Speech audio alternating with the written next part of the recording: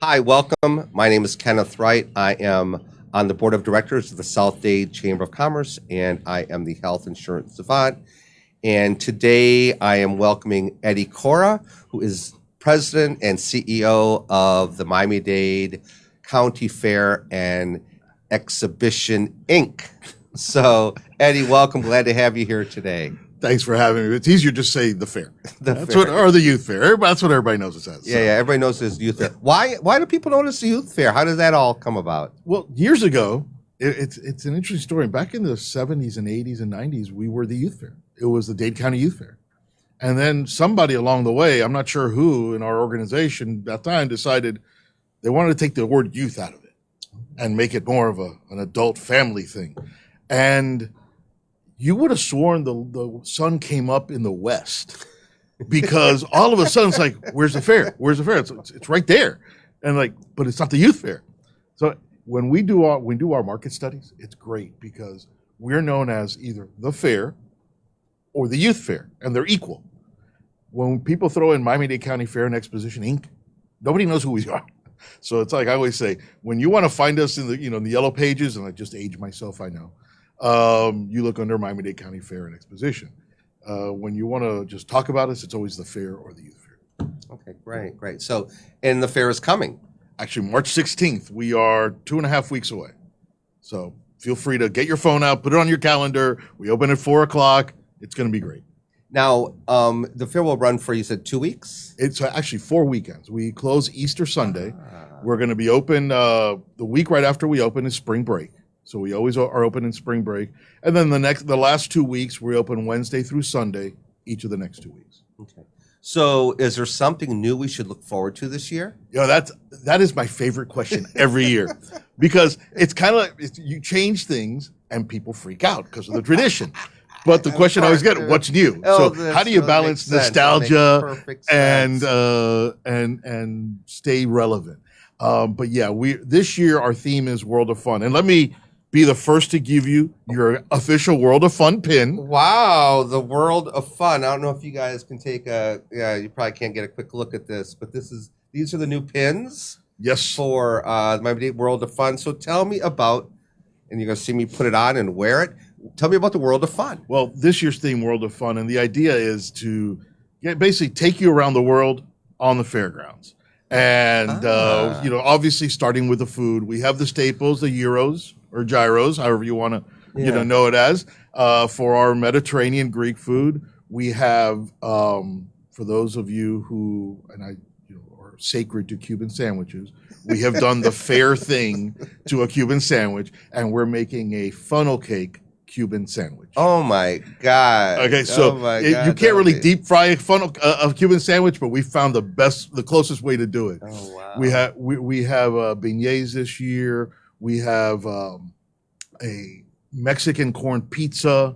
Ooh! So the idea is to be able to get you to go around and get a taste of the world, at the same time getting a taste of our community. Because at the end of the day, we are still the community's fair. So right. That's the fun part. That's a great idea to so reflect the community in the food and really like you say, fairify the food. Right. And the two other things that we're doing, it's all the first weekend. Also, we open on a Thursday the 16th, Friday the 17th. By luck would have it, it's St. Patrick's Day.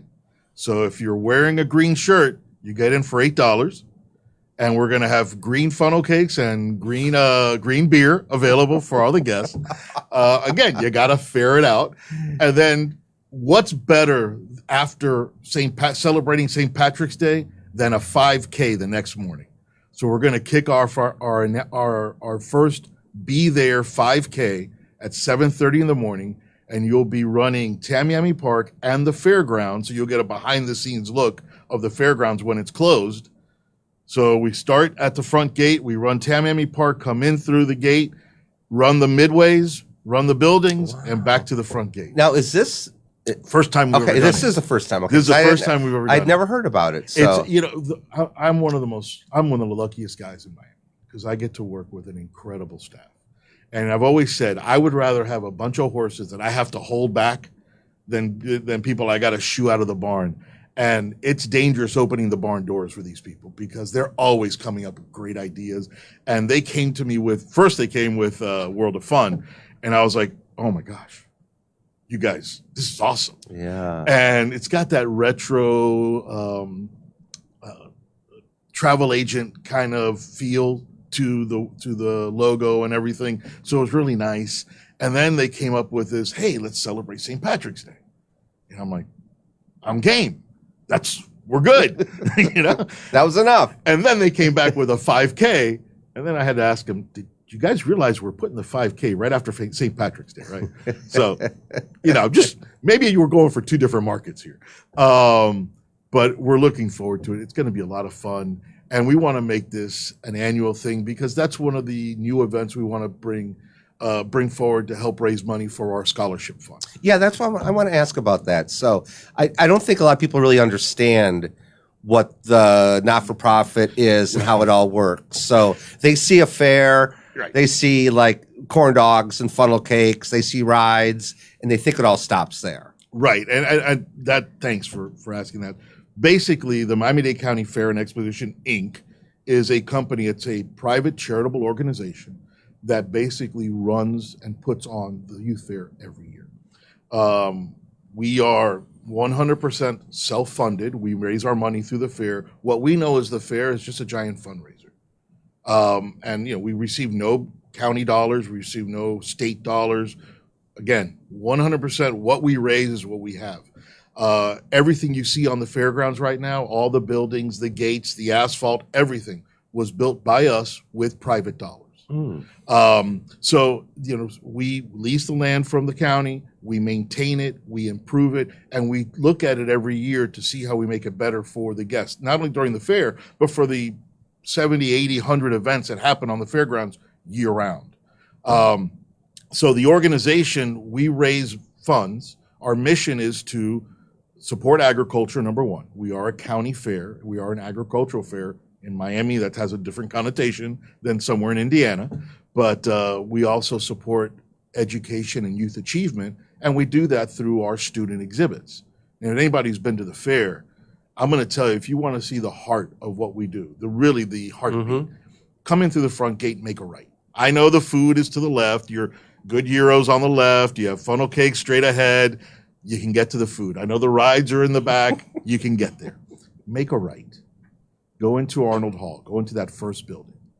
And one, you're going to see some incredible vendors that have some incredible things to sell, but also get past there. You're going to see all the student exhibits. You're going to see the talent that this county has, and it's amazing. So what kind of exhibits? Okay, we have been working with the school system and students for 70 years. Okay. And the idea is we provide a showcase or a platform for these kids to show off their talent.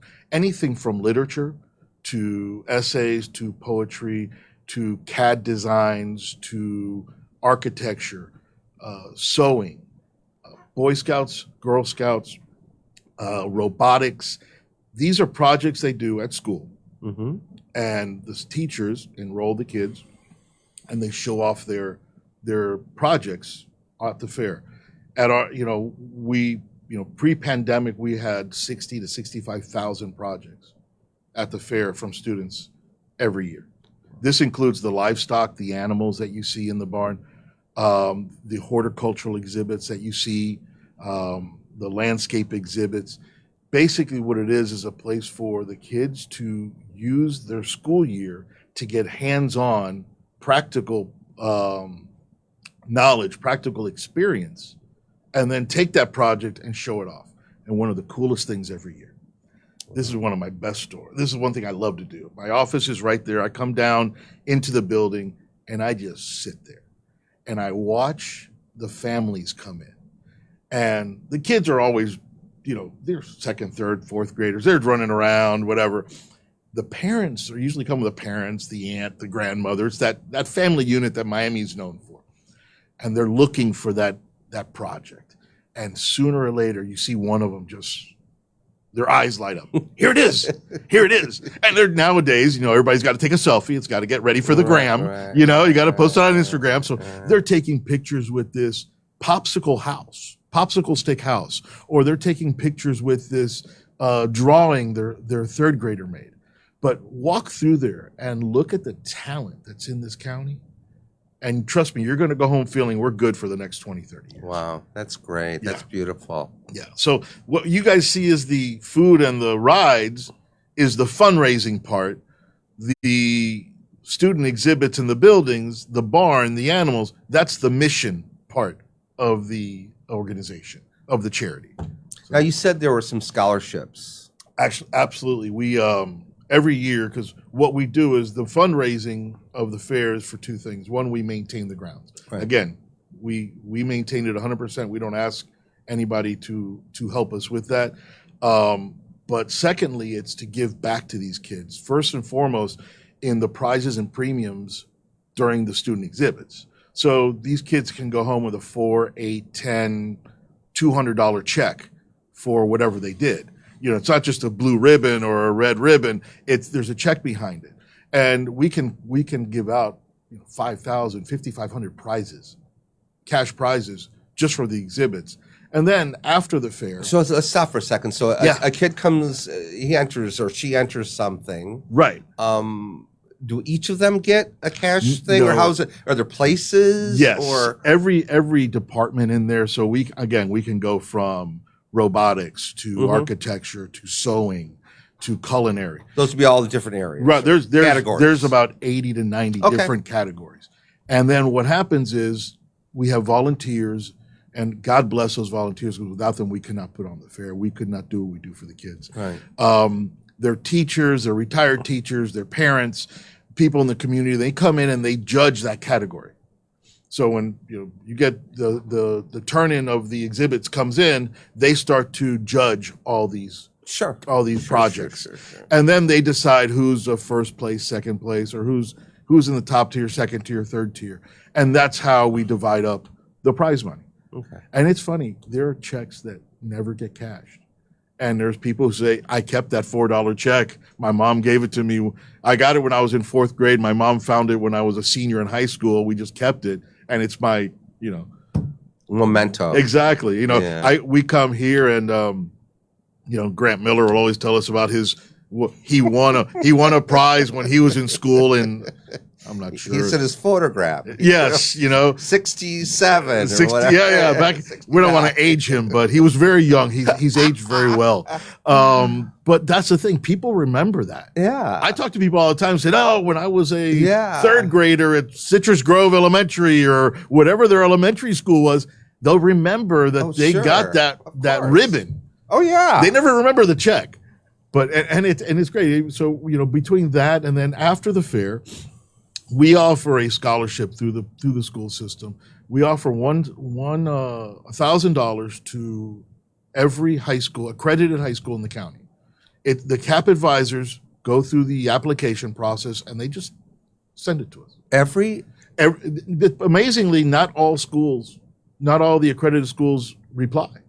So any year we can give out between 150 to 180 scholarships. Wow. So it's available to any accredited school, but Any some accredited of the, high school. High Yes. school, but some of the schools just never Right. get on. And by the way, including Hey. homeschool. All right. So, okay, I want you all to hear this right now. If you're an administrator or if you're a parent, make sure your school is taking advantage Go talk of to your this great CAP- opportunity. Absolutely. Go Because talk it's to your CAP $1,000 that somebody at your school could get Absolutely. as a scholarship. It's that the idea that this is money on the vine or whatever they say, right? Absolutely. And then, for agriculture, we offer separate scholarships. I think so. We have a separate group for them. Then, we get assistance. Biggest hog. Actually, not even on So- that side. so- Not even that side. This is Largest from a curriculum standpoint. pumpkin. Well, it's great. I wish we had the ag program some of these Midwestern fairs had, where you I grew up in Michigan. Oh, so you understand a 300-pound pumpkin when you got to bring a pumpkin in on a pallet and a forklift. I grew up in Michigan, Right. and we had our county fair was like all full of that kind of stuff. Crazy stuff. we look at our agricultural fair a little bit different from the Midwest. Okay. And we look at it as our job is to teach the urban corridor that milk doesn't come from Publix and your salad doesn't come from Panera. There's a whole thing about food to table that's it's the buzzword, it's the marketing word. Yeah. But when we look at it, if you really think about where the food goes to the table, the label says Peru, Chile, Mexico, California. People don't realize food to table in Miami-Dade County is 20 miles south of where we're sitting right now. Yeah. It's all these snowstorms we're looking at in the news right now. Guess who's feeding those people? We are. It's South Dade farmers that are feeding those people. That's where they're getting their okra. That's where they're getting their peppers. That's where they're getting a lot of their vegetables, a lot of their exotic fruits are coming from here. And then the state of Florida, same way. For the state of Florida and Miami-Dade County, agriculture is the number 2 driver of the economy. It's interesting. I mean, not just interesting, but eye-opening, because when I moved down here, and everyone that I know that first comes to Miami, they don't have any idea that, like you said, 20 miles, 15 miles south is this incredible agricultural mecca. We have this, and I guess, it's part of selling Miami and the branding of Miami. And I understand that we are a tourist destination, but we never sell anything past 17th Street or 17th Avenue. Okay. We never go, everything is South Beach. Everything is the Design District. Everything is Wynwood. And, Miami passed 17th Avenue 60, 70 years ago. That we've come out west, and when you look out west and you look in South Dade specifically, and you look at what the farmers are doing and the pressures they're under right now, because of the growth and the search for housing, but the pressure they're under to feed the nation, and that's what they're doing. People like to use that term, but they are feeding the nation, right? And the state of Florida is the same way. Blueberries, strawberries. Out of Central Florida, peanuts out of North Florida, obviously the citrus industry, and then you've got the leafy greens off the East Coast. It's just it's people lose sight that the tourist state, the state known for Disney and sunshine and beaches, is actually an agricultural state, and Miami-Dade County is an agricultural county once you pass the marketing side of it. Well, we are, South Dade Chamber of Commerce is housed or is located in Homestead. Absolutely. So we have a big footprint in the Redlands where all this stuff goes on. And as you said, that there is a big battle right now of trying to make sure that we maintain that agricultural footprint. The other thing that's going on down there is that it's a big wedding destination. Agritourism. Yeah. That which was another crazy thing. There's something like 60 or 70 event sites. I actually attended a wedding down there. Oh, you did? Okay. And a friend of ours' daughter got married there. It was beautiful. It was a nursery that they took an area of it. I mean, 7-10 years ago, somebody said agritourism. You're like, that makes as much sense as jumbo shrimp. It's an oxymoron. Agritourism. What the heck's that? But that's where, as the fair, that's where we look at ourselves as that mouthpiece for South Dade, for the agricultural component. We have a big market. We can introduce the county, that urban corridor, to what's going on down there. That's great. And that's what we want to evolve into, being able to be that conduit for the marketing conduit for what's going on in South Dade. Again, those are all things about the fair that I was not aware of, because I don't take a right when I walk in. So from now on, I'm going to take a right. Take a right first, or go do your thing.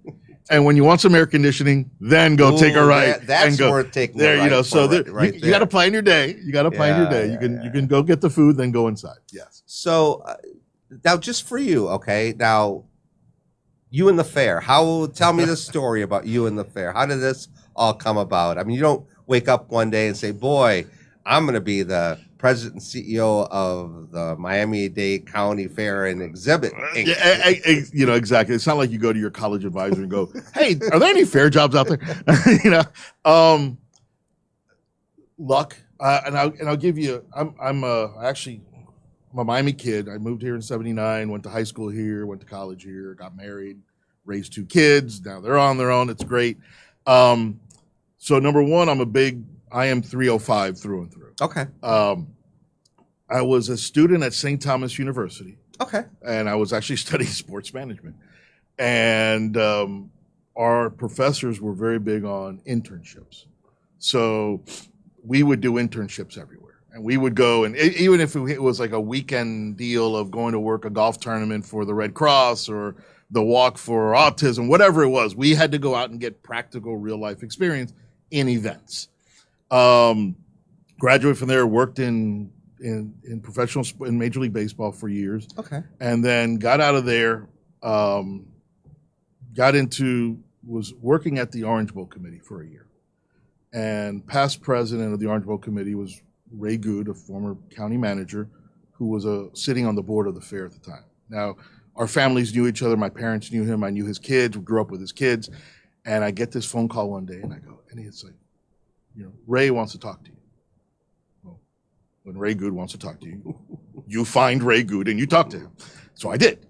And he goes, hey, I want to talk to the guys at the fair for a position on the board. We need to kind of get more diverse. We need to really get younger. I was in my early 30s at the time. And Ray was just a visionary when it came to this. We're talking about diversity, or he just believed that we need to get different viewpoints in the room and all talk about a topic. His thing was always, my idea is good, but our idea is better. Okay. And so he was good leader. Phenomenal leader, phenomenal person. So I got on the board of the fair in 2000 and had no idea. I mean, like any other kid, all I knew about was going with my girlfriend in high school, and you'd always sit in the Himalaya and you would sit on the outside because the force would push her towards you. Yeah. It was, those little tricks of the trade, by the way, if you're listening in high school now. We still have the Himalaya, by the way. And so that's all I knew. Then I learned the backside of it, the scholarships, the student exhibits, the ins and outs of it. And 18 years later, we were looking for a president, and the board looked at me. I had just been chairman for a few years, and the board looked and said, hey, would you be willing to step down off the board and take over as president? And at first I thought they were crazy. I'm like, what? I go, look, Miami. Mm-hmm. You understand Miami. And anybody who does business, every city is different. Miami is really different. Getting to know, in talking with marketing people around the country, they even say it's very different. It's 8 or 9 different markets that you got to find a common thread to talk to without spending millions of dollars to do it. And, when you grow up here, it's your primary language. Miami is your language. So they asked me to be president, and that was almost 5 years ago. And I'll be honest with you, I haven't worked a day since. I inherited a phenomenal staff, incredible staff, extremely more creative than I even saw when I was on the board of directors. Right. And it was basically what I learned really quick is my job is not to get in their way. It's real simple. Just let them do what they do. Give them the tools. Throw in my stupid ideas every once in a while because I'm known for that. And just let them go. And that's kind of how we got World of Fun and how we made it out of the pandemic and how we're, moving forward. That's great. It's a wonderful. I haven't worked a day since July 18th of 2018. I wake up every morning and say, I get to have fun again today. So how many people are involved in, how many people does it take to put on the fair from behind the scenes? We know that there's all the vendors and all the people there, but I'm talking about your team. Okay. Full-time, year-round, it's about 40 people. Okay. Between operations, maintaining it, marketing, accounting, all the business side of it. Okay, all the exciting IT, the business side of it. Right. The stuff that, helps you go to sleep at night. Right. Fair time, we're looking at anywhere between 400 and 600 volunteers. We're between 600 and 800. We hire about 600 to 800 people between event staff and cashiers and runners and parking lot attendants and, et cetera, et cetera. It just, figure we have about 150 food stands and about 40 games. They come with their people. So we're talking probably about 3,000, 2,000, 3,000 people there. Then you got the ride company that comes in with their 80, 85 rides, and they bring in about another 300 people. So this also, we don't it's a small city. Yeah, we don't really think about this. This also kicks in a good amount of cash just to the local economy as well. Absolutely. I mean, Besides the fair happening. in just sales tax alone from the fair, Mhm. just sales tax, you're talking $550,000 to $600,000 for those 21 days. Wow. Just sales tax alone. That's great. But also the economic impact of the vendors buying local, because that's what they do. They don't bring their stuff in. No. They buy local because they buy fresh. It's that those concepts of the carny and what they used to be. That's all dead and gone as of 20 years ago. These are very savvy business people that understand if I take care of the guest, they're going to want to be here. They're going to want to stay longer. If I give them a good product, they're going to want to eat more. It's those days where you try to do something, just try to get the dollar. Those days are done. And I'm very fortunate that over the years we have gotten these partners, these vendors, the ride company. They're true partners, and our only focus is guest experience. Right. It's making sure that when you come in and spend that dollar, it's the best entertainment dollar you spent. Okay, perfect. So we only have a few more minutes, Yes. but what I want to ask you about is, okay, give us the inside now. If I'm coming to the fair, what are the things, and I know I don't want you to be like, some inside scoops on what should we not miss. I don't want you to discriminate, but what should we not miss besides the exhibits that we're all going to go see? We're all going to see the exhibits, but what else at the fair? Is there a couple of rides or a couple of like favorite foods that you say you gotta do, or go on? I'm going to give you, first of all, if you're coming with your family, I'm going to tell you. And people ask me all the time. I know Fridays and Saturday nights are real popular, but they're busy. Yeah. And it's like anything else. That's when everybody's there. If you really want to enjoy, we open Wednesday, Thursday, Friday on non-spring break week. Come on Wednesday, Thursday, come those days. If you're coming Friday and Saturday, come early. If ride-wise, my favorite ride, which I'm afraid of heights, but I'm still going to ride it, is the observation wheel. And it's not the roller coasters, and it's not the freak out or the speed or the Mach 3, but because it's 150 feet high in an enclosed gondola air-conditioned car. Ooh. And from Westchester, from 150 feet, you can see 11 to 12 miles. So it's possible from Westchester, you can see the Everglades and the Bay at the same time. So ride-wise, that's great. Shows, entertainment, because of the theme, we've got a lot of international shows, Asian dancers, Caribbean dancers, and then we have the favorites, the circus and the ice show. Okay. 3 shows daily, 4 on the weekends. It is, the entertainment for the added value entertainment you get for your admission price. And that's all included. It's all included. It's all included. The rides are extra, the food's extra, but all the entertainment is there for you. Again, circus and the ice show are the 2 favorites every year, but go see the other acts, the cultural acts, the Caribbean dancers, the Brazilian dancers. We have a parade every evening there's people that actually will line up on the parade route.